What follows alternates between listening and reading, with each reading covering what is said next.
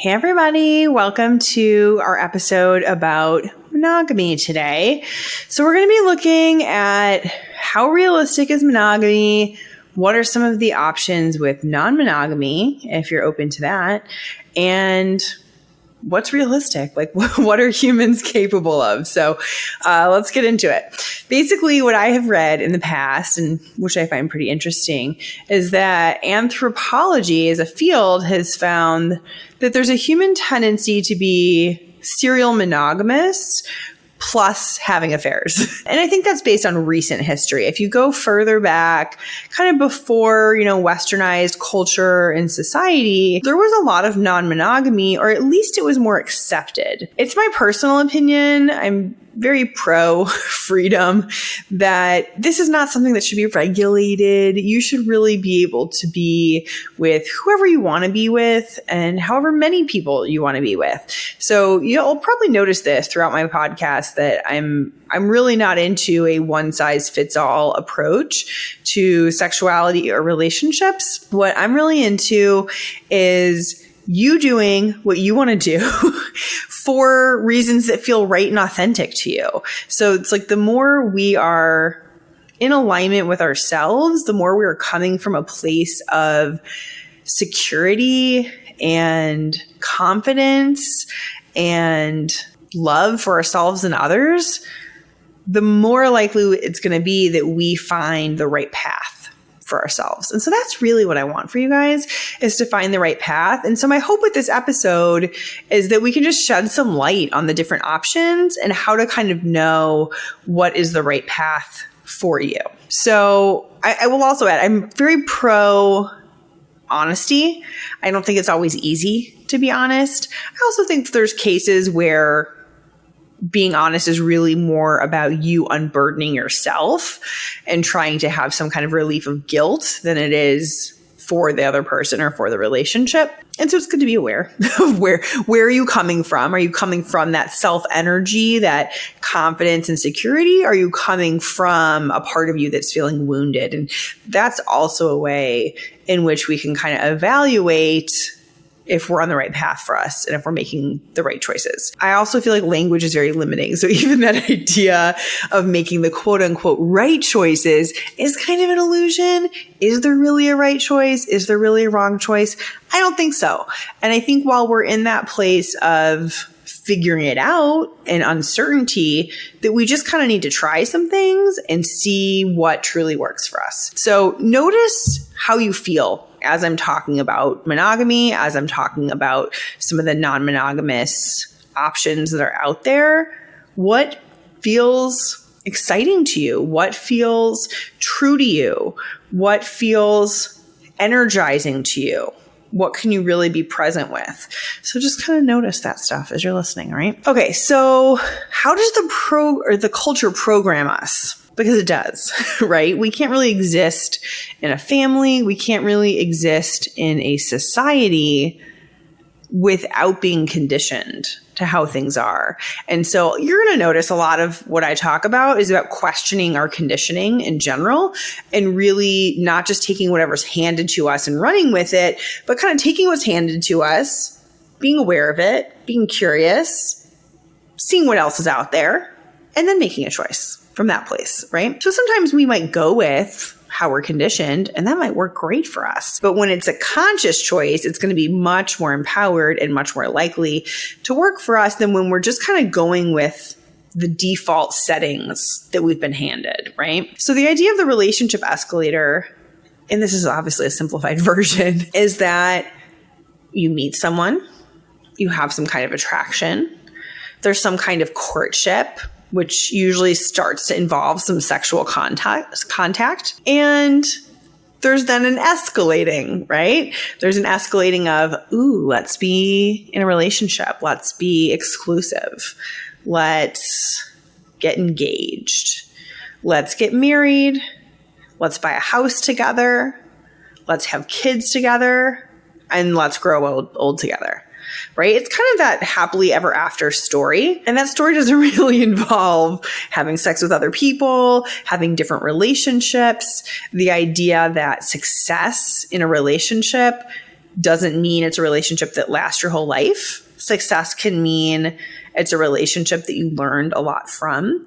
It's a relationship that was sort of a container for you to experience some personal growth and development. It could be a relationship that you really enjoyed most of the time and just kind of ran its course. And then you guys got clear that like, hey, this was amazing. And we kind of want different things now. We're not really on the same page anymore. And that can still be a successful relationship. One thing I hear from people a lot is like, oh, well, we broke up. I failed, right? Or we got divorced. I failed. And I just don't look at it that way, you know? And this could also be because I come from divorced parents. It was 100% the right choice for them to get divorced. And seeing that from sort of the inside perspective of a family was kind of empowering in that way, right? Like trying to force two puzzle pieces that don't fit doesn't sound like a great plan for anyone's happiness or success or development, right? It sounds like staying stuck and miserable and maybe even making people around you miserable. That's important to keep in mind too. And there's a lot of conditioning around that, you know, success or failure, and success meaning like marriage, success meaning long-term, success meaning you just make it work no matter what. But I am pro happiness. I'm pro fun. I'm pro growth.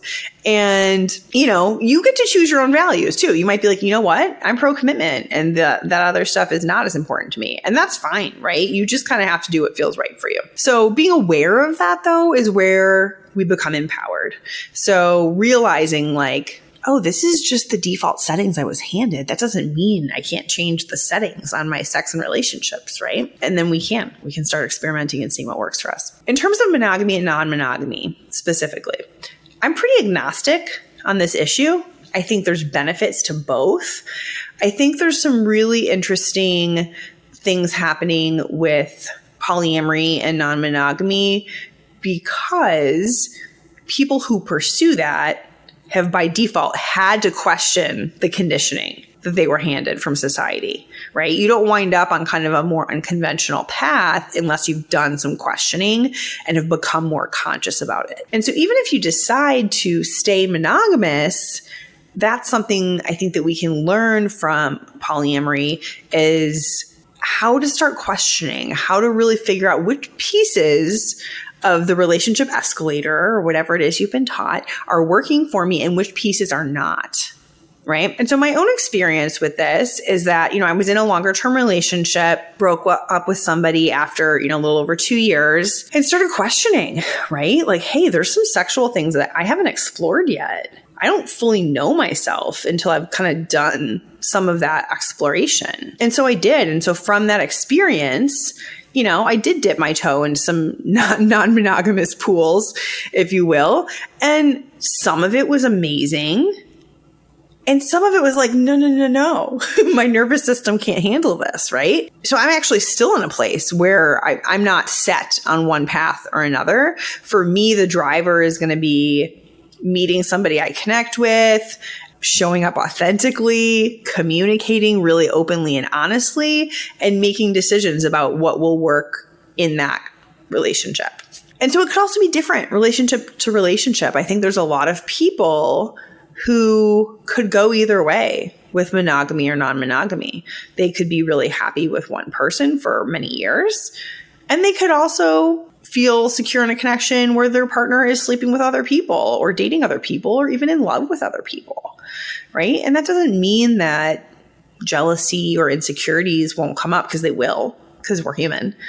And by the way, they will also come up in a monogamous relationship. So I think it's important to realize that, you know, monogamy is not sort of this protective mechanism. I think sometimes we seek monogamy because we're looking for a sense of security from the outside, or we think that if we just lock this person in, you know, especially if we get married to them, then we're going to feel a certain way. And so just notice that for yourself, right? We can even pursue marriage or monogamy from sort of a status point of view, like, hey, look, I was chosen, or somebody wants to be with me. And it's kind of this way to prop ourselves up a bit. And on the other hand, we can also marry somebody because we really want to share a journey with this person. And this is somebody who we connect with and we share values with, and we can be our full selves with, right? And we can pursue it from that point of view. And so you can actually make a choice. You can make this, two people can make the same choice from very different places and also then wind up with different results. So the thoughts we're having, the emotions we're having, kind of the energy we're bringing to it all really, really matter in terms of like the outcome of enjoying the relationship and feeling aligned with ourselves. So that's important to keep in mind too. Like I said, so I did some exploring of non-monogamy, dating different people, dating someone who was dating other people himself. I do think there's pros and cons. I think that it can be a tough path to navigate. And I actually made a YouTube video about this topic with my friend Peter. So I'll link to that in the show notes. But one of the things that we really realize is, how do you know which one is a better fit for you, even if you are kind of exploring? Like what do you listen to? What do you pay attention to?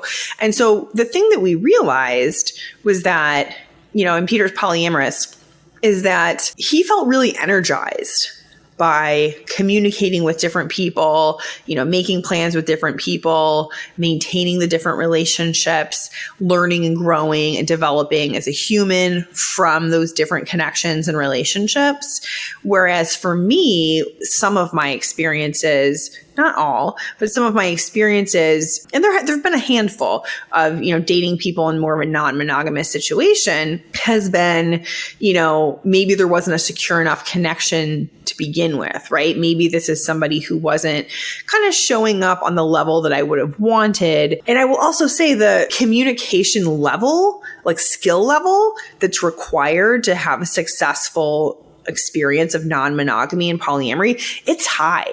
It's higher than monogamy, right? So like if you have one relationship to manage, it's still a lot in my opinion, right? There's still a lot of energy that goes into it. There's the communication piece. There's trying to really understand this person. There's trying to really understand yourself and maybe some of your protective defense mechanisms that show up in your relationship. And it's not easy. And so when you magnify that by multiple partners, and then also the intersection of the multiple partners, right? Because that adds a whole nother level of emotion and sometimes drama and hurt feelings and maybe like missteps or mistakes that are happening. It's exponentially, more challenging. And I think some people thrive in that because they like that challenge and it's energizing to them and it's invigorating, and there's this experience of, newness, right? And so I think there's benefit to both. There's benefit to being with the same person for a long time because we might get a little bored. We might fall into a little bit of a rut with our sex life. We might enjoy certain aspects still, but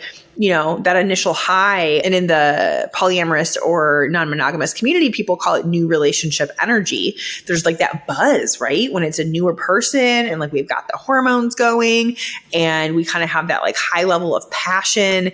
And then, research has also shown that like once you get past like for sure the 2-year mark, but maybe even before then, we go from this high level of like, attraction and passion and intensity to kind of more of this maintenance level. And so I think there's some real growth opportunities working at that maintenance level where it's not just the hormones driving everything. It's like, okay, so when we're in this longer term, maybe pretty stable relationship that's like, solid and good, how do we manage boredom? How do we keep things exciting? How do we give ourselves, little boosts within that relationship and setting? How do we even just accept and be with some of the boredom that happens, or manage our desire to explore even if we're not going to act on it? Growth is to be had over there as well. Now, with non-monogamy and polyamory, the growth might be different, right? It's going to be a different type of growth. And so I kind of want to make it clear, like you can grow in either path. There's not a right or wrong. It's kind of just like choose your own adventure and what challenge do you want. If you do decide to explore non-monogamy, I'm also going to link to this book in the show notes called The Ethical Slut. Provocative title, kind of fun. I used to have it in my therapy office when I did in-person work because the words on the spine were so visible. And I liked that because it made people realize like, hey, you can talk to me about sex and you can talk to me about non-monogamy and like, it's okay. So it was almost like a little statement of sex positivity in my office. It's a great book. And what I love about it is that it explores different types of non-monogamy. So you can do anything from, being a swinger where you have a primary partner. That's kind of your emotional commitment. And you explore some kind of sexual activities with other people. You might hear the term soft swap, where there's no penetration happening, or a full swap. And you can, so this might be two couples swapping partners. It could be in the same room. It could be in different rooms. So there's all sorts of different approaches to that. And the idea, though, is that you kind of have that one person that you're emotionally and romantically committed to, but you're sexually non-monogamous. But it's a shared experience. It's something you're kind of doing together, generally speaking. I do think once people start going down these paths, they might have a couple friend that they have sex with or that they swap with. And if you keep hanging out with the same people over time, some feelings may develop, and there might be some imbalance in feelings. It could be that partner A from the first couple and partner B from the second couple have like a super tight connection, but their partners don't have as tight of a connection. And, so there's a lot of dynamics still to navigate. There's also open relationships. And so that's going to look like being with one primary partner. Again, kind of the same idea as with swingers, where you have one kind of emotional, romantic partner that you're committed to, but then you're also dating other people. In an open relationship, that dating can often be something that is done separately. And so you have to decide, like, what are our boundaries and how do we want to pace ourselves and how much do we want to know about each other's dating? And you can go from there, right? Dan Savage has coined the term monogamish, right? Which might just be, hey, we're generally monogamous, but maybe you get a hall pass a couple times a year while you're traveling and I just don't want to know about it, right? So there's infinite, really, ways to approach non-monogamy, and the considerations need to be, how much do we want to take on? How much do we want to be communicating about this? Especially the first couple of years of exploring non-monogamy with a partner, there needs to be so much communication. I think that once people get into a longer term non-monogamous pattern, that kind of communication burden does tend to decrease because you've solved a lot of the things already. But know that up front, it could be a somewhat long period of really having to put a lot of energy into this. And then there's full-on polyamory, where you have multiple partners that you love. There still might be one partner that you're married to, and sometimes they call that a nesting partner if it's somebody that you live with. But you could, I know people who have had 10, 12-year-long relationships with a partner that's polyamorous that they don't live with, right? And people will often criticize non-monogamy and say, like, oh, those things never last. Well, sometimes they do, as I just mentioned. But also the vast majority of monogamous relationships don't last either, right? And so I think we just need to look at relationships are just challenging. And I do think that non-monogamous relationships have some added layers of complexity that can present additional challenges. And that's why it's really important to do the evaluation for yourself is, am I willing and interested in putting in this level of energy and work? When I'm working with couples who want to open up their marriage, or even people who already have an open relationship, there's a lot of considerations. One of the things that I see happen a lot is one partner wants to go faster, right? And so part of what I try to do is slow people down a little bit so they're not making decisions from a place of urgency or scarcity or fear that they're not going to get their needs met. And they're able to really kind of set the groundwork with each other of, what is this going to look like? What risk might this pose to our relationship? How do we want to manage that? What kind of boundaries do we want to set for ourselves and for each other? How much do we want to know about what the other one's doing? What happens, and this is a big one, what happens if you start developing more feelings for someone else and I'm not really comfortable with it? Right? It's like, it can get dicey, you guys. Like, shit gets real. But at the same time, people can be so energized in such a beautiful way and experience so much growth because our relationships mirror back to us so much about ourselves, right? And so a lot of the people I see who choose polyamory are really embracing it as a growth path, right? And as a way to let go of conditioning and as a way to bring more open and honest communication. And I see that a lot of people who choose that path are doing a ton of work on themselves, right? It's pretty cool stuff. So at the same time, I don't want to over glamorize it. Like, it can be hard AF. So there's not a right or wrong decision again. It's just noticing for yourself. And if this is something where you're in a monogamous relationship and you're curious about bringing it up, I do think it's important to put it on the table. That doesn't mean you have to act on it. I've also worked with couples where, it's quote unquote been on the table for years and they just haven't acted on it, right? And I like that idea where it's like, let's just have everything be on the table, where there's nothing that's like off limits to talk about in our relationship, because that's, I think, where we really get into trouble, when we just kind of relegate sex and maybe unconventional relationship dynamics to like the dark basement corner of our psyche. That's where shame can come in and fear can come in, and then that can start taking over the relationship. So be conscious, communicate, be authentic, explore if you want to. I'm here to help if you need some support in that process. And thank you guys so much for listening, and I will catch you next Monday.